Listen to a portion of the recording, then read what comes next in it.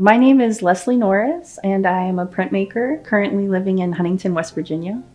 I grew up in Hancock County, West Virginia. It's in a little pottery town called Newell.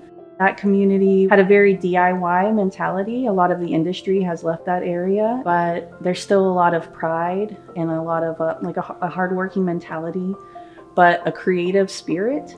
And I think that all kind of got infused into who I am and the work that I create. I've been drawing since as long as I can remember. I do recall in third grade getting in trouble for not finishing a test because I had made a comic strip through the margins of the test. But over time, those little comics started to turn into illustrations. And then once I attended WVU, I discovered printmaking through an amazing professor named Joseph Lupo. Just a simple introduction to silkscreen class. I fell in love with the process, and it worked really well with the type of imagery I made. I am a silkscreen printmaker, and I work out of my home studio. I work under the moniker Sugar Pop Press. As a very little child, that was the nickname my family had given me. So if you talk to my mom, she's not going to say, "Hi, Leslie." It's going to be, "Hey, Shug." That press all happens in my living room. And it is such a basic DIY setup, like true to my roots. Like, we do not need a high-end setup. I usually have just a wooden board with 2 hinge clamps and a screen. You push ink through a screen onto the paper, and one color at a time, eventually a finished image emerges. It's not until you put that last color down that you actually get the surprise moment, even as the creator of it, of that finished piece. I find that those handmade solutions have given my work the character that it has. Printmaking allows you to create work in the multiple, which is great. It gives me the ability to share my work with more people. Growing up, I didn't really have access to art materials, artists, and it was important to me as I grew older that anyone that would be interested obtaining a piece of art that meant something to them, that I could help facilitate that.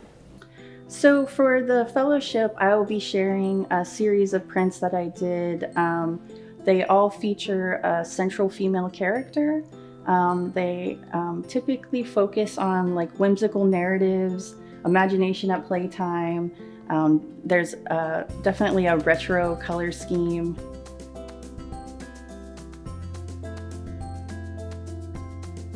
The Tamarack Fellowship, when I was awarded, I'll be honest, I cried for a moment. When I got such a wonderful endorsement from them and their support, and they've been incredible every step of the way, it was an overwhelming experience. With this Tamarack Fellowship, I've been able to network with so many incredible artists. I can't believe I get to be in such good company. You know, it's been a bit of an ego boost, I'll be honest. I have to say, like, growing up, like a lot of West Virginians, we have complicated relationships with our state. We have complicated relationships with what we think our potential can be as creatives within the state. When I was younger, I saw it as a challenge, or even something that was diminished me. And as an adult, I realized it was my greatest asset. I grew up in a family with a lot of love, but not much else. And my mom had this creative energy that just pours through her in everything she does. Anytime I took interest in creative projects or art creation, she was right there with me, like finding ways to make it happen. And I think that is very much the West Virginia spirit.